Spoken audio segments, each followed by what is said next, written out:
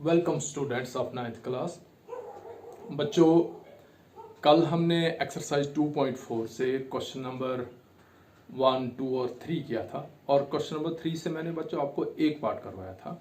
एक पार्ट बच्चों मैंने और आपके लिए आज किया है। ये क्वेश्चन है बच्चों, find the value of K if x minus 1 is a factor of. Part third मैंने लिया है p of x equal to K x square minus under root 2 into x plus 1। बच्चों क्या क्वेश्चन है कि हमने इस पॉलिनॉमियल में ये जो हमारे पास k x square minus under root 2 x plus 1 है, इस पॉलिनॉमियल में एक्स स्क्वायर का कोफिशिएंट के बताया है। ये के कोई कांस्टेंट है, कोई नंबर है, लेकिन उस नंबर को उन्होंने छुपा कर रखा और उसकी जगह के डाला और आपसे कहता है इस पॉलिनॉमियल को x माइनस 1 से डिवाइड करो और x माइनस 1 से डिवाइड करने के बाद आप बताओ कि इस k की जगह कौन सा कांस्टेंट है, k की वैल्यू कितनी है। और बच्चों इसने कहा है कि ये जो x माइनस 1 जिसे आप डिवाइड कर रहे हैं ये इसका फैक्टर है। Find the value of k if x minus 1 is a factor of this polynomial. तो बच्चों हमने फैक्टर थ्योरम पढ़ी है कि फैक्टर थ्योरम पहले रिमाइंडर थ्योरम को अप्लाई करते हैं, रिमाइंडर निकालते हैं और अगर वो रिमाइंडर 0 होगा तो जिससे हमने डिवाइड किया वो फैक्टर है। लेकिन उसका कन्वर्स बच्चों क्या है कि अगर हमें पहले ही पता है कि ये लीनियर पॉलिनॉमियल x माइनस 1 इस पॉलिनॉमियल का फैक्टर है तो रिमाइंडर कितना आना चाहिए बच्चों, 0 आना चाहिए। अब देखिए हमने क्या किया कि p of x equal to K x square minus under root 2 into x plus 1 को हमने डिवाइड किया x माइनस 1 से। By remainder theorem x minus 1 से जब हम डिवाइड करेंगे तो रिमाइंडर थ्योरम से रिमाइंडर कितना आएगा, remainder equal to p of 1। बच्चों remainder equal to p of 1 का मतलब क्या हुआ कि जब मैं x की जगह 1 डालूंगा जो रिमाइंडर आएगा वही हमारा रिमाइंडर होगा। और x की जगह 1 क्यों डालेंगे, क्योंकि x माइनस 1 इक्वल टू 0 और 1 को जब ट्रांसपोज करेंगे तो यहाँ से x जो है 1 निकलता है। अब जहां जहां x वहां 1, तो p of x equal to K x square minus under root 2 x plus 1। अब मैंने x की जगह 1 डाला तो p of 1 equal to k into 1 का square minus under root 2 into 1 plus 1। बच्चों 1 का स्क्वायर 1 तो k इंटू 1 के होगा, under root 2 into under root 2 तो माइनस अंडर रूट 2 होगा प्लस 1। इसका मतलब बच्चों इसको फर्दर हम डिवाइड तो नहीं कर सकते, अंडर रूट 2 प्लस 1 ऐड नहीं होगा क्योंकि ये अनलाइक टर्म्स हैं। तो हमारा रिमाइंडर आया k minus under root 2 plus 1। k minus under root 2 plus 1 नहीं आना चाहिए। क्यों, क्योंकि it is given that x minus 1 is a factor of p of x पहले ही दिया हुआ है। इसका मतलब हमें रिमाइंडर कितना आना चाहिए, 0। इसका मतलब k minus under root 2 plus 1 जो वो 0 होना चाहिए। हमने लिखा रिमाइंडर इक्वल टू 0, यानी जो रिमाइंडर हमारे पास k minus under root 2 plus 1 वो 0 होना चाहिए। 0 होने के लिए क्या किया हमने, पहले मैंने अंडर रूट 2 को ट्रांसपोज किया तो माइनस अंडर रूट 2 इधर जाकर प्लस हुआ, फिर मैंने प्लस 1 को ट्रांसपोज किया तो यहाँ आकर माइनस 1, तो k मेरे पास कितना निकला बच्चों, अंडर रूट 2 माइनस 1। यानी जब मैं इस k की जगह अंडर रूट 2 माइनस 1 डालूंगा तो ये सारा जो है वो इससे एग्जैक्ट डिवाइड होगा, रिमाइंडर 0 है। ठीक है बच्चों, बाकी पार्ट सब खुद कर सकते। अब बच्चों हमारे पास क्वेश्चन नंबर 4 फैक्टराइज। बच्चों फैक्टराइज करने से पहले हम पहले देखेंगे फैक्टराइजेशन होती क्या है। बच्चों फैक्टर्स क्या होता है कि जब हम छोटे छोटे नंबर्स को मल्टीप्लाई, जैसे मैं करता हूँ 2 को मल्टीप्लाई 3 से, 2 मल्टीप्लाई बाई 3 इक्वल टू 6। इसका मतलब 6 is a product and 2 and 3 are factors. जब हम फैक्टर्स को मल्टीप्लाई करते हैं हमारे पास प्रोडक्ट आ जाता है। और जब हम प्रोडक्ट को तोड़ते हैं, जैसे मैं 10 को तोड़ूंगा तो 10 इक्वल टू 5 इंटू 2, 10 प्रोडक्ट है और 10 के फैक्टर्स क्या निकले बच्चों, 5 और 2। यानी जिन नंबर्स को मल्टीप्लाई करके कोई बड़ा नंबर प्रोडक्ट हमारे पास आता है तो उन छोटे नंबर्स को हम क्या बोलते हैं, फैक्टर्स। बच्चों यहां मैंने लिखा फैक्टर्स ऑफ 10, तो फैक्टर्स ऑफ 10 बच्चों कितने निकलेंगे, एक 5 और एक 2, या एक 10 और एक 1। इसके अलावा 10 के फैक्टर्स नहीं निकलेंगे। इसी तरह से अगर मैं आपको बच्चों कहूं कि 12 के फैक्टर निकालो तो आप क्या निकालेंगे, 12 फैक्टर। 12 किससे बनता है, 2 इंटू 6 हो गए 2 फैक्टर। या कैसे बनेगा, 3 इंटू 4 फिर से हो गए दूसरे 2 फैक्टर। या बनेगा 12 इंटू 1, या बनेगा 2 इंटू 2 इंटू 3, यानी इस तरह से हम फैक्टर्स निकालें। ये हो गए बच्चों किन के फैक्टर्स, रैशनल नंबर के। अब बच्चों पॉलिनॉमियल्स के फैक्टर्स हम कैसे निकालते हैं, लीनियर पॉलिनॉमियल के फैक्टर कैसे निकालेंगे, क्वाड्रेटिक पॉलिनॉमियल के फैक्टर कैसे निकालेंगे, क्यूबिक पॉलिनॉमियल के फैक्टर कैसे निकालेंगे। बच्चों जब मैंने पॉलिनॉमियल की आपको इंट्रोडक्शन दी थी, मैंने कहा था आपको कि सारी की सारी अलजेब्राइक एक्सप्रेशन जो पॉलिनॉमियल नहीं होती हैं वही पॉलिनॉमियल होती हैं जिनकी power non negative non fractional होती है, और पॉलिनॉमियल्स की ही एडिशन होती है, पॉलिनॉमियल्स की ही सब्ट्रैक्शन होती है, सारे मैथमेटिकल ऑपरेशन पॉलिनॉमियल पर होते हैं, और पॉलिनॉमियल के भी हम फैक्टर निकालते हैं। आम अलजेब्राइक एक्सप्रेशन के फैक्टर्स निकल भी सकते नहीं निकल सकते हैं, लेकिन पॉलिनॉमियल जब भी आप क्वेश्चन में जाएंगे तो आप पॉलिनॉमियल के ही फैक्टर्स निकालने के लिए आपको आएंगे, किसी दूसरे अलजेब्राइक एक्सप्रेशन के फैक्टर्स आप नहीं निकालेंगे। तो अब जो हमारे पास पॉलिनॉमियल बच्चों आई है क्वेश्चन नंबर 4 में, वो एक क्वाड्रेटिक पॉलिनॉमियल है। जैसे मैं फर्स्ट पार्ट ले रहा हूँ 12x² - 7x + 1, इसके फैक्टर्स निकालो। अब बच्चों पॉलिनॉमियल के फैक्टर हम कैसे निकालते, देखिए बच्चों मैंने यहाँ लिखा पहले फैक्टर्स ऑफ 10 एक रैशनल नंबर है, आप हमने लिखा एक फैक्टर 5 एक फैक्टर 2। हम इसको दोनों फैक्टर्स ब्रैकेट में लिख सकते हैं, ऐसे भी लिख सकते हैं, और हम इसको ऐसे भी लिख सकते हैं 5 × 2, दोनों तरह से हम इसको। अब बच्चों फैक्टर्स ऑफ x कौन सी बच्चों पॉलिनॉमियल है, लीनियर है, क्योंकि इसकी डिग्री 1 है, तो लीनियर पॉलिनॉमियल का एक ही फैक्टर निकलेगा x। उसके बाद बच्चों फैक्टर्स ऑफ x², x की पावर 2, इसका मतलब बच्चों पावर 2 है तो कौन सी पॉलिनॉमियल, क्वाड्रेटिक पॉलिनॉमियल, तो कितने फैक्टर निकलेंगे, x⁻2 मींस x × x। और बच्चों फैक्टर्स ऑफ x³ मींस कि ये ट्राइनॉमियल है, सॉरी क्यूबिक पॉलिनॉमियल है, तो अगर ये क्यूबिक पॉलिनॉमियल है तो x को कितनी बार मल्टीप्लाई करें, 3 बार, इन्हें x × x × x, तो इसके बच्चों 3 फैक्टर निकले। हम फैक्टर्स को मल्टीप्लाई के साइन से भी लिख सकते हैं, और हम फैक्टर को हम ऐसे भी लिख सकते हैं, एक फैक्टर एक ब्रैकेट में, दूसरा फैक्टर दूसरा ब्रैकेट में, और तीसरा फैक्टर तीसरे। हम फैक्टर्स को पॉलिनॉमियल के फैक्टर्स को हम ब्रैकेट में भी लिख सकते हैं और मल्टीप्लाई के साइन से। तो क्वाड्रेटिक पॉलिनॉमियल है तो 2 फैक्टर, इसके 2 जीरोस निकलते हैं, पता है आपको, और 2 फैक्टर्स भी। क्यूबिक पॉलिनॉमियल के 3 जीरोस निकलते हैं, इसका मतलब इसके फैक्टर्स भी 3 निकलेंगे, जितनी डिग्री उतने उसके फैक्टर निकलते हैं। अब बच्चों हमारे पास जो आपकी बुक से क्वेश्चन नंबर 4 है, फैक्टराइज मतलब फैक्टर निकालो किसके, 12x² - 7x + 1। अब बच्चों इस क्वाड्रेटिक पॉलिनॉमियल के साथ साथ ये ट्राइनॉमियल भी है, तो अगर कोई क्वाड्रेटिक पॉलिनॉमियल ट्राइनॉमियल है तो उसके फैक्टर्स हम कैसे निकालें। बच्चों क्वाड्रेटिक पॉलिनॉमियल को समझने से पहले हमें इसकी स्टैंडर्ड फॉर्म को समझना है, ठीक है बच्चों। क्वाड्रेटिक पॉलिनॉमियल की अगर हम फैक्टर्स निकालते हैं, हमारे पास एक मेथड है स्प्लिटिंग मिडल टर्म। आपने 8th में पढ़ा है, 7th में पढ़ा है स्प्लिटिंग मिडल टर्म। अब बच्चों स्प्लिटिंग मिडल टर्म क्या होता है, मैंने वहां थोड़ा सा आपको समझाने की कोशिश की बच्चों। मिडल टर्म बाद में पहले हम देखेंगे कि standard form of a polynomial.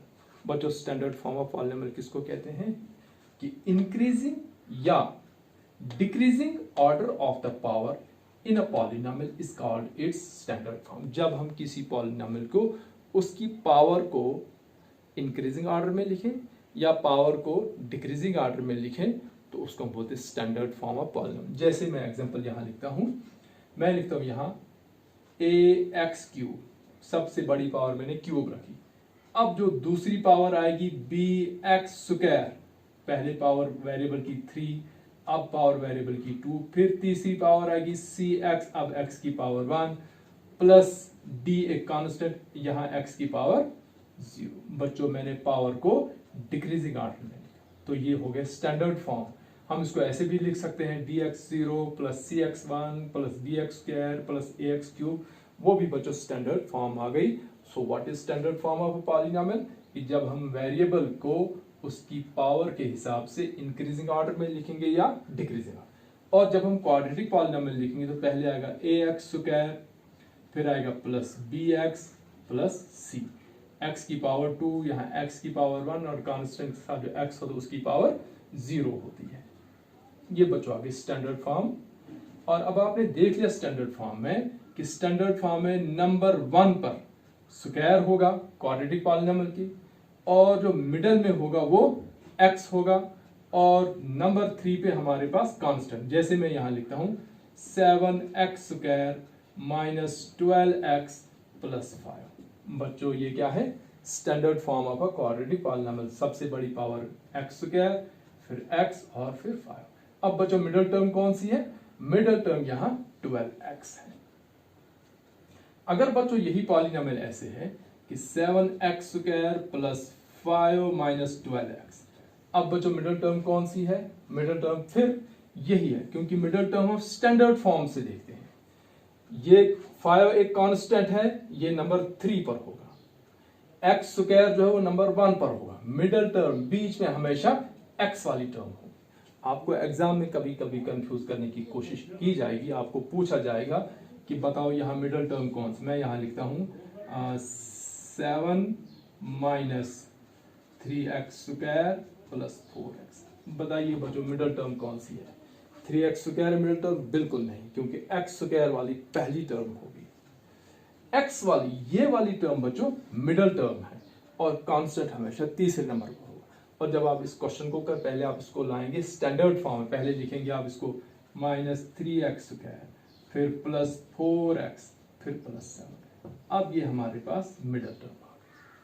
इसको भी अगर हम स्टैंडर्ड फॉर्म में, पहले आएगा 7x², फिर आएगा माइनस 12x, फिर आएगा प्लस 5।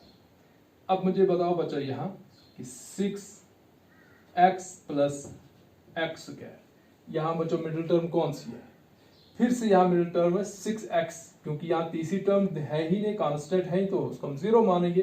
तो x वाली टर्म जो है वो मिडिल टर्म होगी, स्क्वायर वाली टर्म जो है वो पहली। तो अगर हम इसको स्टैंडर्ड फॉर्म में लिखेंगे तो यहाँ पहले आएगा बच्चों x², फिर बाद में आएगा 6x।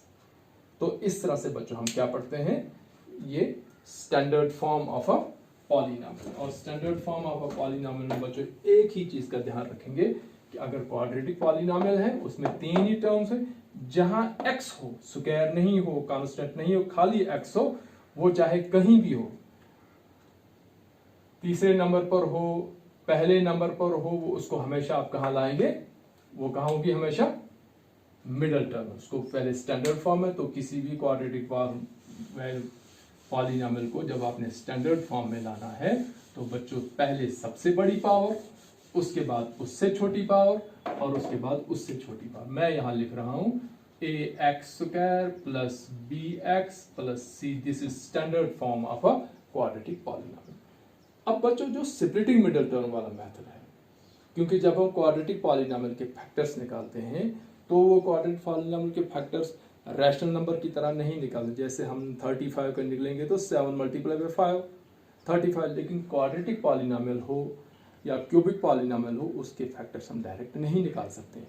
अब हमने जब फैक्टर निकालना, हम क्या करते हैं, मिडिल टर्म जो है ये है, उसको हम स्प्लिट करते हैं। स्प्लिट का मतलब क्या हो, इसके हम 2 पार्ट्स करते हैं।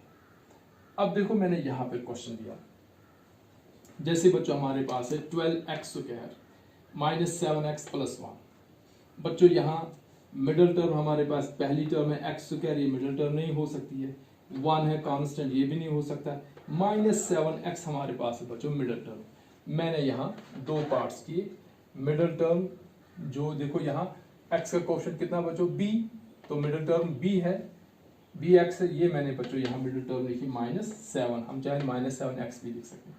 और इस लाइन के इधर x² का कोएफिशिएंट बच्चों कितना होता है, यहाँ x² का कोएफिशिएंट a, और ये कांस्टेंट, यानी यहाँ बच्चों x² का कोएफिशिएंट कितना है 12, और कांस्टेंट कितना 1, इनको मल्टीप्लाई करें, 12 मल्टीप्लाई बाय 1 इक्वल टू 12, और जो ये बीच वाली मिडिल टर्म का कोएफिशिएंट रहा -1, उसको हमने लेफ्ट साइड लिया। अब क्या करना बच्चों, ये जो यहाँ नंबर 12 आता है, इसके फैक्टर्स आपने निकाले। मैंने 12 के फैक्टर निकाले, 12 इंटू 1, 6 इंटू 2, 3 इंटू 4। अब बच्चों इन सारे फैक्टर्स को आपने ऐड करना है या सब्ट्रैक्ट करना है, ताकि आपके पास 7 आ जाए। जब हम 12 को 1 करेंगे ऐड तो 13 बनता है, 12 को 1 करेंगे -11, ना हमारे पास 13 ना हमारे पास -11 है। दूसरे फैक्टर हमारे पास है 6 और 2, 6 और 2 जब ऐड करेंगे तो 8 आएगा, 6 और 2 जब सब्ट्रैक्ट करेंगे तो 4 आएगा, ना हमारे पास 8 ना यहाँ हमारे पास 4 है। तो बच्चों 3 और 4 है, 3 और 4 को ऐड करेंगे तो 7, हाँ 7 आ गया हमारे पास। 3 और 4 को सब्ट्रैक्ट करेंगे 1 1 ने, इसका मतलब 3 और 4 को हमने ऐड करना है। तो हम यहाँ लिखेंगे 3 4। ऐड कैसे, साइन अगर हम ऐसे करेंगे ऐड तो 3 + 4 बच्चों +7 हो, लेकिन हमारे पास -7, हम लिखेंगे -3 -4। अब बच्चों हम यहाँ आ गए, ये 12x² -7x + 1 था, मैंने -7x नहीं लिखा, -7x या मैंने क्या लिखा -3x -4x। ये बच्चों 12x² पहली टर्म ऐसे ही लिखी, लास्ट टर्म 1 ऐसे ही लिखी, बीच में -7x को मैंने स्प्लिट किया, 2 पार्ट्स किए, एक पार्ट -3x, एक पार्ट -4x। अब बच्चों मेरे पास 4 टर्म्स हो गई, पहली टर्म 12x² माइनस के बाद दूसरी टर्म 3x, माइनस के बाद तीसरी टर्म 4x, प्लस के बाद चौथी टर्म 1x। जब हमारे पास बच्चों 4 टर्म्स होती है हम उनको ग्रुपिंग करते हैं। ये ग्रुपिंग हमने की बच्चों, पहले ग्रुप में हमारे पास आया 12x² - 3x, दूसरे ग्रुप में आया हमारे पास बच्चों -4x + 1, और ग्रुप्स के बीच में हमेशा प्लस का साइन। अब बच्चों हम यहाँ देखेंगे कि 12x² और 3x में कॉमन कौन है। देखो बच्चों 12 और 3 कोफिशिएंट जो है, 12 और 3 में कॉमन कौन है बच्चों 3, क्योंकि 3 के टेबल से 12 भी आता है, 3 के टेबल से 3 भी आता है। उसके बाद बच्चों यहाँ x², यहाँ x, तो x² मीन्स x × x, यहाँ x तो 2 बार x, तो x कॉमन, तो बच्चों यहाँ से 3x कॉमन, यहाँ रहा हमारे पास 4x - 1। अब बच्चों यहाँ जो है आपने क्या करना, पहले ही यहाँ ब्रैकेट देने, जो फैक्टर यहाँ लिखा 4x - 1 उसी को यहाँ रिपीट करो 4x - 1। अब जो ऊपर आपके पास ग्रुप था, ग्रुप में देखो कौन सी चेंज आई है, यहाँ माइनस रहा था 4x के साथ, यहाँ नीचे -4x के साथ, वो माइनस हमने बाहर लिखा, तो -1 बाहर रहा, हमारे पास रहा एक फैक्टर 4x - 1, दूसरा फैक्टर 3x - 1। तो बच्चों 12x² - 7x + 1 के हमारे पास जो फैक्टर निकले, एक 4x - 1 और एक 3x + 2। एक क्वेश्चन में बच्चों आपके लिए और कर रहा हूँ सेपरेटिंग मिडल टर्म से, तो ये क्वेश्चन नंबर 4 का सेकंड पार्ट है, 2x² + 7x + 3। ये है बच्चों second part, 2x² + 7x, 2x² + 7x + 3। ये हमारे पास बच्चों क्वेश्चन है। हमने क्या करना है, देखो x² वाली पहली टर्म, कांस्टेंट तीसरी टर्म, बीच वाली टर्म हमने यहाँ ऐसे 2 पार्ट्स बनाए, और यहाँ लिखा बच्चों 7, आप चाहें तो 7x लिखो या 7, कोई फर्क नहीं, मिडिल टर्म मैंने यहाँ लिखी। अब बच्चों x² का कोफिशिएंट कितना है 2 यहाँ, मल्टीप्लाई कांस्टेंट यहाँ, तो यहाँ, तो 2 3s are 6। अब क्या करना बच्चों, ये जो 6 है इसके फैक्टर्स निकलेंगे। आप 6 के फैक्टर कैसे निकले, एक निकलता है बच्चों 1 × 6, दूसरा बच्चों 2 × 3। ठीक है बच्चों, अब इन फैक्टर्स को, किन वाले फैक्टर्स को ऐड करके आपके पास 7 आता है।